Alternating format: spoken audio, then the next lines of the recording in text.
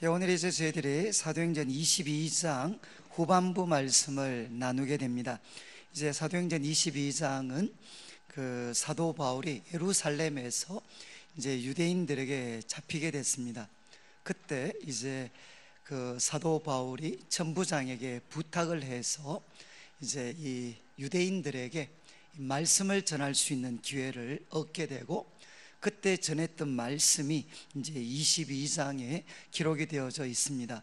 그래서 지난주 나누었던 그 11절까지 말씀은 이제 사도 바울이 과거를 회상하면서 자기도 이제 충실한 유대인이었고, 또 예수님의 복음 그리고 교회에 대해서 박해하는 그런 사람이었지만, 다메섹으로 가는 길에 이제 부활하신 주님께서 이제 청년 사울에게 찾아오셨습니다. 찾아오셨고, 그리고 그에게 참 말씀을 하셨습니다. 그때 이제 청년 사울은 그 하나님 앞에 엎드러지게 됩니다. 이제 회심을 하게 됐습니다. 이제 이어지는 오늘 13절부터 12절부터 말씀은 계속 이제 이어지는 말씀입니다. 이제 청년 사울은 쓰러져서 앞을 보지 못했고, 그리고 이제 부활하신 주님께서 말씀을 하셨습니다. 다메섹에 가면 너에게 이를 자가 있다, 이렇게 말씀을 하셨는데, 이제 12절에 다메섹에 들어왔을 때 그 청년 사울은 누구를 만나는가 하면 아나니아라는 사람을 만나게 됩니다.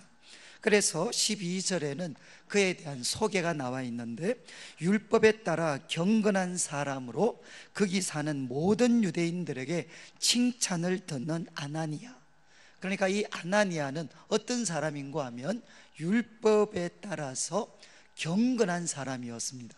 그리고 또 그는 다메섹에 사는 모든 유대인들에게 칭찬을 듣는 사람이었습니다. 이제 그가 그 청년 사울을 찾아오게 됩니다. 그래서 13절 말씀, 내게 와 곁에 서서 말하되. 그러니까 이 아나니아가 뭐라고 이야기했느냐, 형제 사울아. 참 이 감동적인 표현인데, 이 과거가 화려한, 정말 교회와 성도들을 그렇게 핍박했던 사울을 보고 이제 아나니아가 형제 사울아 이렇게 불러줍니다. 그리고 다시 보라, 다시 보라 이렇게 말씀을 했을 때 13절 후반부를 보시면 즉시 그를 쳐다보았노라. 그러니까 이제 이 아나니아를 통해 첫 번째 일어난 사건이 뭔가 하면 형제 사울아 이렇게 불러준 다음에 이 청년 사울의 시력을 회복시켜 줍니다. 그래서 사도행전 그 9장의 기록을 보면 다메섹에서 너를 만나 주셨던 그 예수님께서 바로 나를 통해 너를 낫게 하신다. 지금 이제 아나니아, 이 아나니아를 통해서 바울은 시력을 회복하게 됩니다. 그리고 이제 14절에 보면 아나니아가 또 말씀을 전해주는데 이렇게 이야기합니다. 우리 조상들의 하나님이 너를 택했다. 그러니까 하나님을 뭐라고 소개하는가 하면 우리 조상들의 하나님. 지금 이제 유대인들에게 이야기하고 있습니다. 우리 조상들의 하나님이 바로 너를 택했다는 것입니다. 아나니아가 청년 사울을 보고 우리 조상들의 하나님이 너를 택했다. 그래서 일어난 일이 너로 하여금 자기 뜻을 알게 하시며, 그리고 그 의인을 보게 하시고, 그 의인은 누구겠습니까? 부활하신 예수님이십니다. 바로 부활하신 예수님, 그 의인을 보게 하셨고, 그 다음에 그 입에서 나오는 음성을 듣게 하셨다는 겁니다. 지금 이제 아나니아는 사울에게 바로 다메섹에서 일어났던 일, 다메섹으로 오는 길에서 일어났던 일, 그 일의 정확한 성격이 무엇인지를 설명을 해줍니다. 왜 그런 일이 일어났느냐, 왜 부활하신 예수님이 너에게 찾아오셨느냐, 그 음성을 들려주셨느냐, 그 이유는 우리 조상들의 하나님이 너를 택했기 때문에, 우리 조상들의 하나님이 너를 택했기 때문에 일어난 일이다. 이렇게 이제 아나니아가 설명을 해줬습니다. 그리고 이어서 15절, 목적이 뭔가 하면 하나님이 너를 택하셨는데 무엇을 위해서 택하셨느냐? 내가 그를 위하여, 이 그라는 것은 예수님입니다. 부활하신 예수님을 위하여 모든 사람 앞에서 내가 보고 들은 것에 증인이 되리라. 하나님이 너를 택하시고 그리고 너에게 나타내셨고 그의 음성을 들려주신 이유가 뭐냐? 바로 하나님께서는 너를 예수님을 위한 증인으로 삼기를 원하셨다는 겁니다. 모든 사람 앞에서 예수님에 대한 증인이 되게 하려고 하나님이 너를 택하셨다. 이렇게 아나니아가 청년 사울에게 말씀을 했다는 거죠. 그리고 이제 16절 말씀, 그에게 구체적으로 이제는 왜 주저하느냐? 주저하지 말고 일어나 주의 이름을 불러 세례를 받고 너의 죄를 씻으라. 이렇게 아나니아가 사울에게 권면을 했다는 겁니다. 야, 주저하지 말고 일어나서 세례를 받으라. 그리고 죄 씻음을 받으라. 이렇게 말을 했다는 겁니다.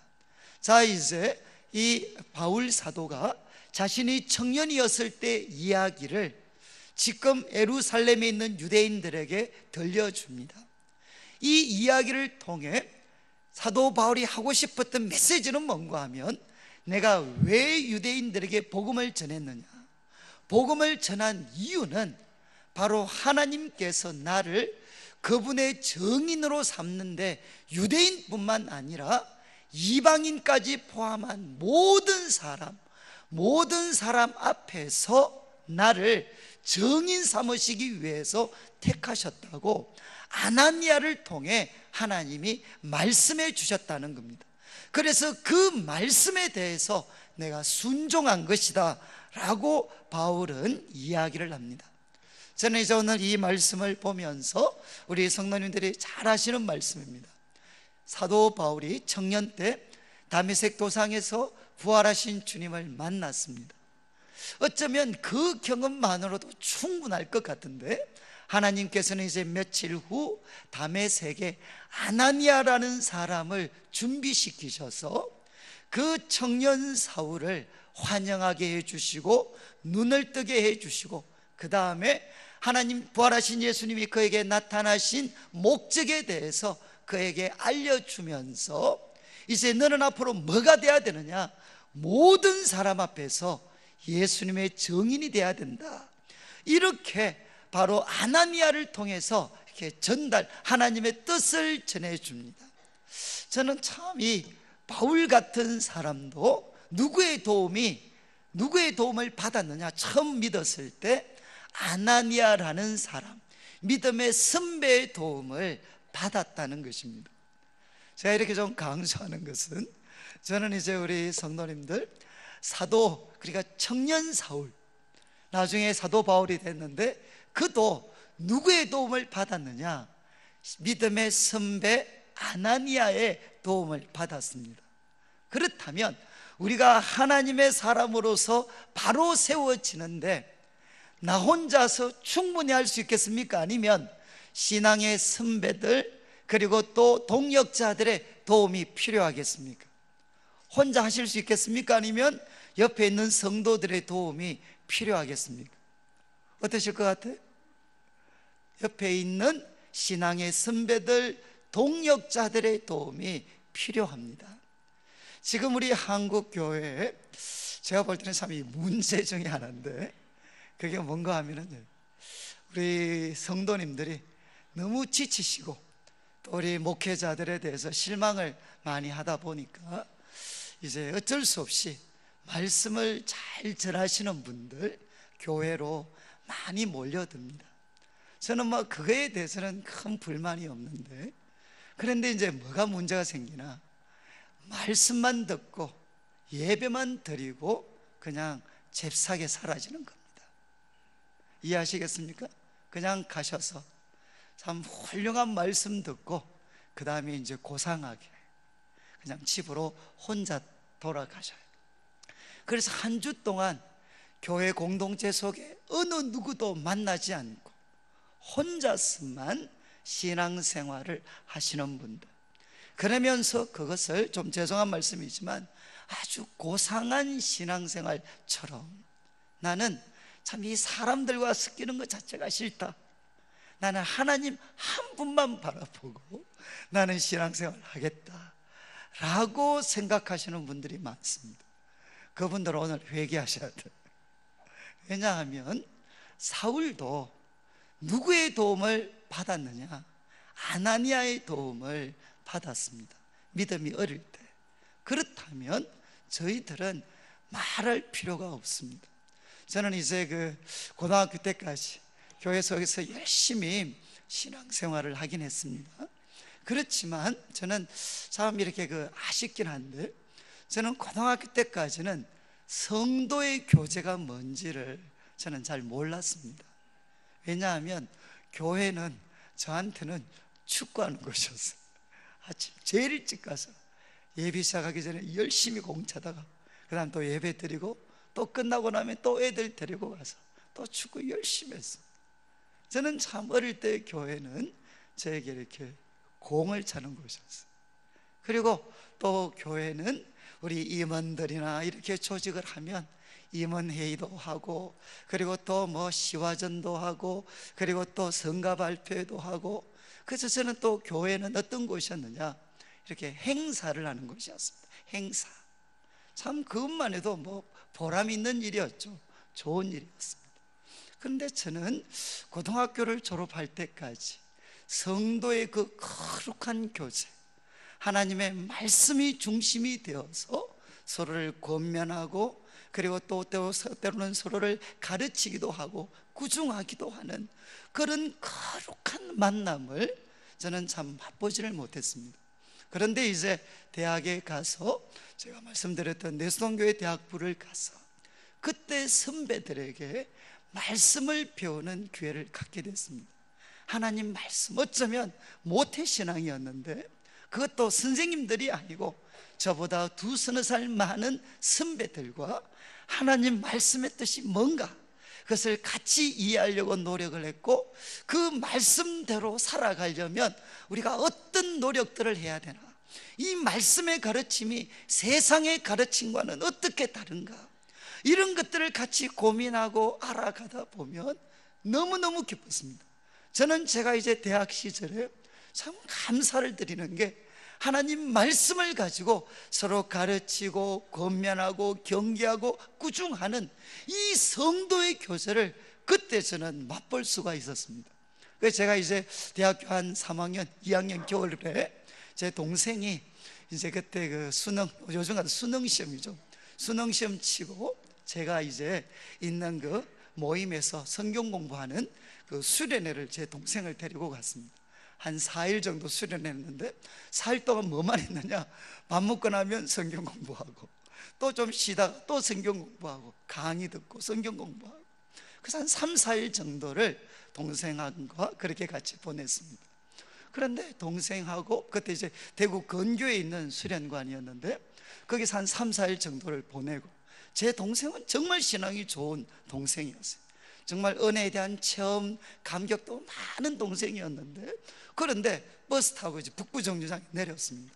딱 내렸는데 동생이 저보고 하는 말이, 형, 내가 천국 갔다 왔는지 내가 꿈인지 지금도 구분이 안 된다.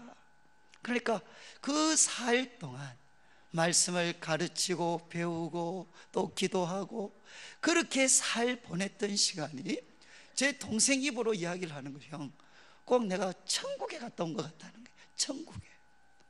사랑하는 성도님들, 저는 참 이 성도의 교제라는 것, 성도의 교제는 하나님 말씀이 중심이 되어서 우리들의 만남이 아나니아와 바울과 같은, 청년 사울과 같은 그런 만남이 될 수 있으면 우리들이 입으로 뭐라고 고백할 수 있느냐, 그 모임 마치고 나오면, 아유 형, 내가 천국 갔다 온 것 같아, 그런 고백이 나올 수밖에 없다는 겁니다.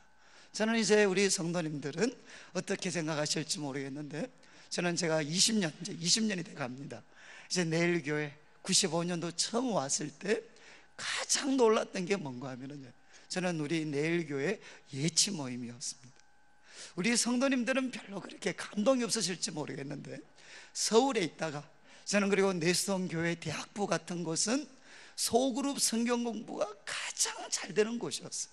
그런데 그런 소그룹 성경 공부를 하면서도 정말 제 마음에, 이거는 대학생들은 할 수 있지만 어른 성도님들이 이런 모임을 가지기는 참 어려울 거다, 저는 그렇게 생각을 했고, 그리고 대구 올 때 제가 가지던 꿈 중에 하나가, 정말 내가 섬기는 교회 예배가 살아있을 뿐만 아니라 소그룹마다 하나님의 말씀을 가지고 권면하고 교제하는 그런 모임, 그런 소그룹 모임이 왕성한 교회를 한번 세워보고 싶다, 이런 어떤 마음, 나름대로 기대를 갖고 제가 대구를 내려왔는데, 제가 내일 교회 와서 깜짝 놀란 게 바로 이거였어요. 이미 우리 내일 교회는 그런 소그룹을 하고 있었습니다. 정말 우리 예치 모임은, 좀 죄송한 말씀인데, 대구 지역 어디에서도, 어쩌면 우리 한국당 어디에서도 찾아보기 어려운 그런 참 귀한 모임입니다. 하나님의 말씀을 중심으로 해서 서로 권면하고 가르치고 교제하고, 그리고 또 하나님의 사람으로 서로 세워지도록 붙들어주고, 그리고 협력하는 그런 귀한 모임. 물론 부족한 것이 너무 많다는 것을 압니다. 그렇지만 지금 우리 교회가 가지고 있는 것만 해도 우리 성도님들 정말 하나님께 감사를 드려야 돼요. 그런데 제 마음에 아쉬운 게 뭔가 하면, 이 예침 모임에 대한 그런 어떤 감격과 그리고 헌신들이 점점 뭔가 약해져 가고 있습니다. 사랑하는 성도님들, 저는 제가 감히 만약에 예침 모임과 설교를 택해라 라고 이야기를 한다면, 저는 성도님들한테 예친을 택하라고 합니다. 왜 그렇겠습니까? 설교는 교회에서 가장 중요한 거지만, 그것은 뭔가 하면 울타리를 쳐주는 겁니다. 그냥 우리 성도님들이 한 주 동안 세상 생활하시다가 이렇게 예배 드리면서, 내가 하나님을 조금 믿고 살았구나, 그리고 하나님이 이렇게 도와주셨구나, 이런 마음 갖다가 이제 설교를 통해서 하나님의 뜻을 깨닫고 하나님의 사랑 능력을 깨달아서, 이제는 한 주 동안 내가 하나님 뜻대로 하나님이 중심이 되는 생활을 해야지, 마음을 고쳐먹게 만드는 것이 설교입니다. 그렇지만 마음을 고쳐먹는다고 해서 되는 게 아닙니다. 우리 일상생활에 나가서, 가정에서, 직장에서, 그리고 또 우리가 수많은 만남들 속에서 어떻게 하면 하나님의 사람답게 살아갈 수 있는가? 그것은 어디서 배울 수 있느냐? 예침 모임을 통해서 배울 수가 있습니다. 사랑하는 성도님들, 저는 이제 아직 2월 말부터 우리가 예침 모임을 시작하겠지만, 저는 우리 내일교회에 속하신 분들은 정말 한 번도 빠짐없이 원래는 예치 모임에 참석을 하셔야 됩니다. 저는 우리 교회 새가족들이 많이 오시는데, 새가족들이 딱 오셨을 때 그분들이 우리 교회를 통해서 영적으로 성장할 것인가, 아니면 우리 교회에 적응하기가 참 힘들 건가, 딱 한 가지만 보면 합니다. 뭘 보면 알겠습니까? 예친 참석 여부입니다. 예친에 참석하시면 우리 내일교회만큼 좋은 교회가 없습니다. 그러나 예친 모임에 참석하지 못하시면 어떻게 되느냐? 우리 교회만큼 신앙생활하기 힘든 곳도 없습니다. 저는 이제 우리 사랑하는 성도님들께서 이 한 해 동안 무엇보다도 다른 거 다 제쳐놓으시거든요. 일주일에 한 번은 성도들과 만남, 말씀을 통해서 마치 이 아나니아와 청년 사울이 만났던 것과 같은 이런 만남이 이루어질 수 있는 소그룹 모임에, 예친 모임에 우리가 참여하셔야 돼요. 청년들은 청년들대로, 연세 드신 분들은 연세 드신 분들대로 절대로 혼자서 신앙생활 잘할 수가 없습니다. 우리에게는 아나니아가 필요합니다. 지금 이제 사도 바울은 이렇게 고백을 한 다음에 이어지는 17절 말씀을 보시면, 이제 후에 몇 년이 지났습니다. 또 한 사건을 소개하는데, 예루살렘으로 돌아와서 예루살렘에 왔을 때 성전에서 기도할 때 황홀한 중에 보았습니다. 주님이 말씀하셨는데 속히 예루살렘에서 나가라. 그들은 내게 대하여 증언하는 말을 듣지 아니할 거다. 지금 성전에 와서, 예루살렘에 와서 성전에서 기도를 했습니다. 그때 정말 하나님께서 놀라운 영적인 체험을 허락하셨습니다. 한마디로 황홀한 중에 그가 주님을 만나게 됩니다. 그리고 주님이 말씀을 하셨습니다. 예루살렘에서 나가라. 그들은 네 말을 듣지 않는다. 그렇게 이야기를 하니까 19절부터 20절까지 말씀에는 바울이 이렇게 이야기합니다. 주님, 내가 믿는 자들 때리고 가두고 주의 정인 스데반 순교할 때 내가 주동적인 역할을 했다는 거 그들도 잘 알고 있습니다. 지금 이 말씀은 두 가지 뜻으로 해석할 수 있습니다. 너 예루살렘에서 나가라, 안 듣는다. 이렇게 이야기했을 때 주님, 맞습니다. 저의 얼룩진 과거를 알고 계시지 않습니까? 저 과거에 그렇게 예수 믿는 사람들, 힘들게 있는 사람인데 어떻게 제 말을 듣겠습니까? 이런 뜻일 수도 있고요. 또 하나의 뜻은 뭔가 하면, 주님, 제가 생각할 때는 예루살렘이 나은 것 같습니다. 왜냐하면 저 바로 저렇게 예수님 때리고 믿는 사람들 가두고 그리고 스데반 죽을 때 주동적인 역할 내가 했던 사람이니까 나는 저 믿지 않는 유대인들의 마음 잘 알고 있습니다. 내가 볼 때는 딴 데 가는 것보다는 이 예루살렘에서 이방인에게 복음 전하는, 이 예루살렘에서 유대인에게 복음 전하는 게 좋을 것 같습니다. 하나 이런 어떤 의견을 피력했을 수도 있습니다. 그런데 이제 하나님께서 말씀하시죠. 21절 말씀, 나더러 또 이르시되 떠나가라, 떠나가라. 내가 너를 멀리 이방인에게로 보내니라. 내가 너를 멀리 이방인에게 보낼 거다. 너의 그런 자격지심, 그것도 문제가 되지 않고, 그리고 네가 볼 때는 예루살렘이 좋은 것 같지만 그것도 상관없이 나는 너를 어디 보내느냐? 멀리 이방인에게로 보내겠다는 것입니다. 언제 바로 사도 바울이 이 말씀을 받았느냐? 예루살렘에서 기도할 때, 예루살렘 성전에서 기도할 때 이런 하나님의 말씀을 그가 받았다는 것입니다.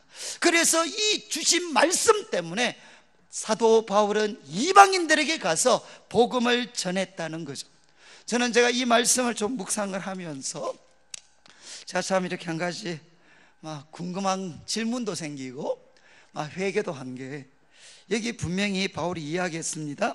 예루살렘에 돌아와 성전에서 기도할 때 황홀한 중에 보고 주님의 말씀을 들었습니다. 성전에서. 자, 그러면 자, 이제 저를 좀 보시죠. 제가 앞에서 이렇게 보면 웬만큼 제가 아는데, 어떤 분들은 몇 년 안 되신 분도 있고 어떤 분들은 10년, 20년 넘으신 분도 있는데, 지금 이제 여기 앉아 계시는데 바로 이 예배당에서 기도할 때 황홀한 중에 주님을 만나고 주의 음성을 들었던 그런 경험이 생각이 나십니까? 어떠신 것 같아요? 여기 계실 때 어떤 분들은 존경 말고는 생각이 안 나시는 분들도 계실지 모르겠어요. 어떻게 여기 예배당에서 언젠지는 모르지만 기도할 때 바로 황홀해지고, 그리고 주님을 보고, 그리고 주님이 나에게 주시는 그 사명을 받아서 이제 우리들의 삶을 하나님이 주신 사명에 전적으로 헌신하게 되었던 그런 일들이 언제 좀 있으셨던 것 같습니까? 근데 여기 좀 계셨어요? 그리고 2부 예배 때는 한 분은 아멘을 했는데 3분 한 분 안 하셨네요. 어떠셨나요? 정말 여기 예배 드리시고, 예배 가장 엄숙한 행위잖아요. 하나님께 마음을 쏟아붓는 예배를 드리고 말씀 듣고 기도할 때 갑자기 황홀해지면서 주님을 보게 되고, 그리고 내 귀에 주의 분명한 음성이 들려서 네가 살아가야 될, 붙잡고 살아가야 될 사명이 바로 이거다 라는 주의 말씀을 들으신 적이 있습니까? 사랑하는 성도님들, 저는 2014년에는 이런 일들이 많아지기를 소망합니다. 정말 예배 드릴 때 황홀한 중에, 주무시는 거 말고 황홀한 중에 정말 주님을 보게 되고, 그리고 주의 음성이 들려서 야, 내가 너를 멀리 이방인에게 보낸다, 이런 생생한 주의 말씀을 듣게 되기를 원합니다. 그렇지 못하면 자꾸 성도들이 어디로 쫓아다니겠습니까? 이제 이상한 기도원에 가든가, 그리고 막 이상한 그런 좀 광신적인 움직임이 있잖아요. 제가 요즘 청년들 집회 가면 머리가 아파요. 머리가. 집회 가면 찬양을 하는데, 아마 우리 성도님들 제가 어떤 데 한 번씩 가보면은요, 제가 극단적으로 죄송합니다, 지금 내가 애들 수련회를 왔나 나이트클럽을 왔나 헷갈릴 때가 있어요. 요즘 청년들 집회 가면 조명도 많이 써요. 사이키 조명 있잖아요. 그런 것도 막 쓰고 애들이 방방 뛰다가 넘어지고. 그래서 제가 지금 여기가 지금 예배당인지 아니면은 내가 좀 엉뚱한 데 왔는 게 아닌가.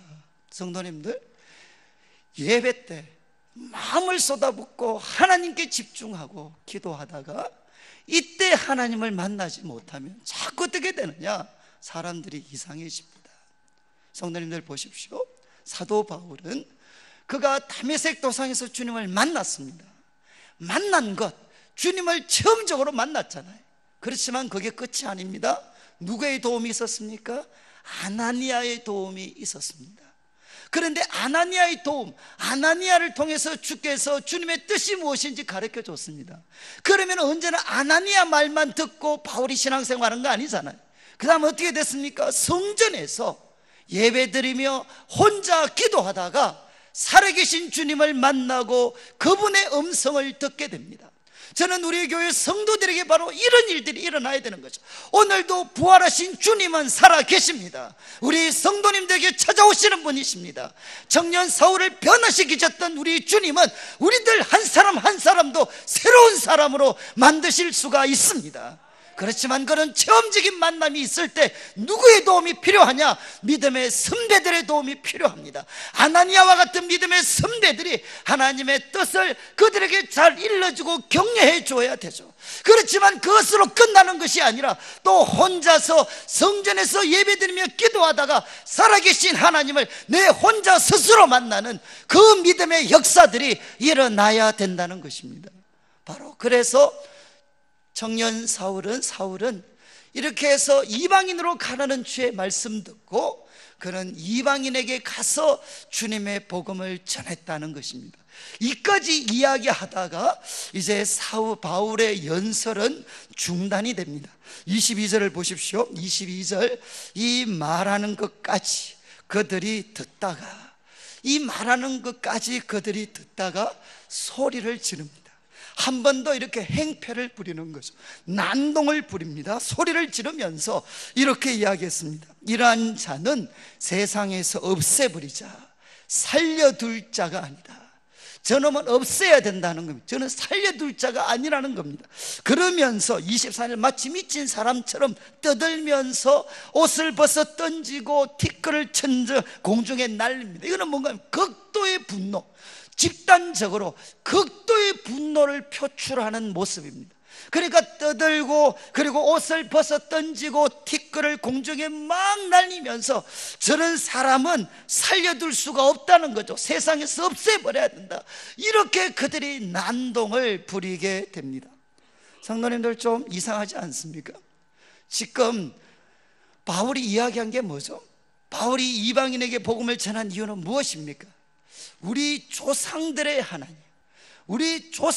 하나님이 명령하셨기 때문에, 자신의 의도와는 상관없이 우리 조상들의 하나님이 명령하셨기 때문에 자기는 순종한 것이다.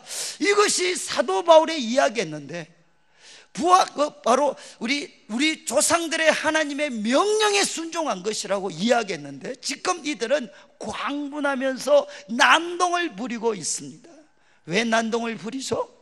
분명히 하나님이 말씀하셨다고 하는데 그 말씀의 내용이 무엇과 다릅니까? 자신들의 기대, 자신들의 생각, 자신들의 이해하고는 다르기 때문에 어떻게 했느냐? 그들은 분노하고 그리고 그런 이야기하는 바울을 죽이려고 하게 됩니다. 성도님들, 여기서 이제 이거는 복음서 그리고 신약 성경에 계속해서 따라오는 건데, 유대인들, 어쩌면 하나님의 백성이었던 그 유대인들이 왜 가장 큰 복음의 장애물이 되었나? 여러 가지가 있겠지만 그 중에 부인할 수 없는 한 가지는 뭐냐? 그들은 하나님의 명백한 뜻, 하나님의 명백한 뜻과 계시를 누구한테 맞추려고 했느냐? 자신의 뜻, 자신의 경험에 맞추려고 했던 것, 이게 바로 유대인들의 가장 치명적인 잘못이었습니다. 성도님들, 제가 이는 꼭 말씀을 드리고 싶었는데, 오늘 우리가 한국 교회가 특별히 많은 비난을 받고 있습니다. 긍정적인 부분도 있지만 많은 부분에서 우리가 정당한 비난을 받을 때가 많습니다. 그런데 우리가 조금만 멀리 떨어져서 한번 보면 문제의 핵심은 어디에 있습니까? 문제의 핵심은 어디 있죠? 특별히 지도자들한테 있습니다. 그런데 지도자들한테 가장 힘든 것이 무엇이냐? 하나님의 뜻에 자신의 뜻을 굴복시키는 게 그만큼 어렵습니다. 이해하시겠어요? 하나님의 뜻에 자신의 뜻을 굴복시키면 정말 이 기독교는 빛과 소금이 되는데, 이 하나님의 뜻에 자신을 굴복시키기보다는 하나님의 말씀과 뜻을 자신의 뜻에 끼워 맞추려고 하니까, 그래서 남들이 보면 누가 봐도 저건 하나님의 뜻이 아닌데 본인은 이게 하나님의 뜻이라고 생각하는 거죠. 사랑하는 성도님들, 예수님께서 십자가를 눈앞에 두고 겟세마네 동산에서 기도하셨던 그 기도의 내용이 무엇입니까? 다른 게 아니잖아요. 아버지, 나의 원대로 마시고 아버지의 원대로 되기를 원합니다. 성도, 이거 기억하셔야 됩니다. 예수님께서 기도하실 때 아버지의 나의 원대로 되게 하지 마시고 아버지의 원대로 되기를 원합니다. 이것이 십자가를 눈앞에 두신 우리 예수님께서 기도하셨던 내용이었습니다. 그렇다면 우리 기도의 가장 핵심은 무엇이겠어요? 여러분, 이런 거 들으셨죠? 기복신앙과 우리 기독교 참신앙의 근본적인 차이가 뭐냐? 기복신앙은 나는 가만히 있고 하나님을 바꾸고 조종하려고 하는 겁니다. 이해하시겠습니까?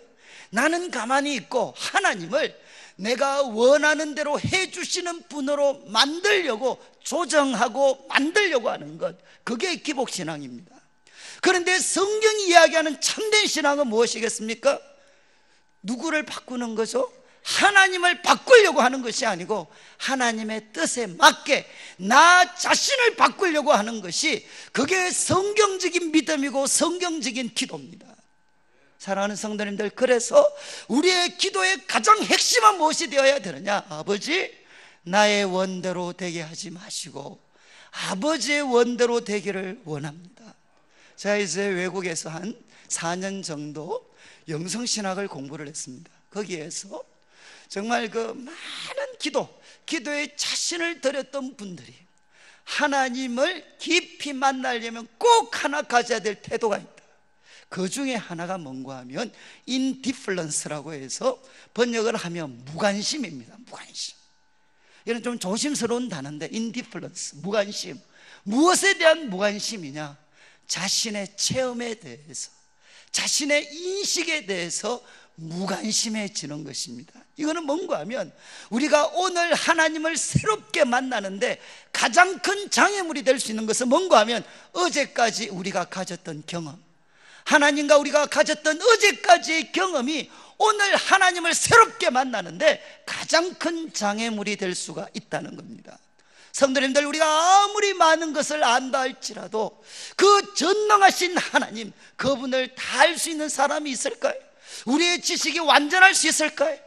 아무리 우리가 많은 것을 안다 할지라도 위대하시고 전능하신 하나님에 비춰보면 우리가 가지고 있는 이해와 지식은 정말 작은 것입니다.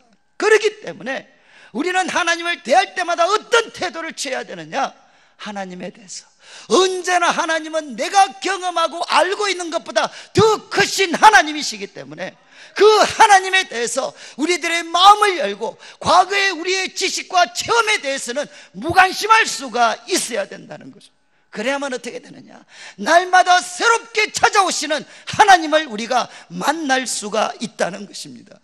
오늘날 우리 한국교회, 특별히 우리 대구지역교회의 가장 큰 장애물이 무엇이겠습니까? 우리가 너무나도 과거에 매여 있다는 것입니다. 우리들의 경험, 우리들의 어떤 체험, 이런 과거에 너무나도 매여 있기 때문에 날마다 더 크신 모습으로, 새로운 모습으로 찾아오시는 우리 주님을 우리는 놓쳐버릴 수가 있습니다. 사랑하는 성도님들, 저는 우리 성도님들 신앙생활의 핵심은 뭐냐? 바로 자기를 비우는 겁니다. 무엇에? 하나님의 뜻을 이루기 위해서 자신의 원함, 자신의 경험, 자신의 생각들을 비우는 것, 그것이 뭔가 하면 신앙생활의 핵심이 됩니다. 그런데 기독교가 어떻게 하다 보니까 잘못돼가지고 자꾸만 더 꽉꽉 채우고 더 많은 것 가지고 더 많은 것 움켜쥐는 것이 기독교 신앙인 것처럼 뭔가 생각하는 그런 우리가 슬픈 현실들을 보고 있습니다. 저는 오늘 말씀을 마무리하면서 세 가지 말씀을 드렸습니다. 저는 오늘 올 한 해 동안 저는 다른 거 모르겠어요. 우리 성도님들은 원래는 예친 모임에 참석하셔야 됩니다.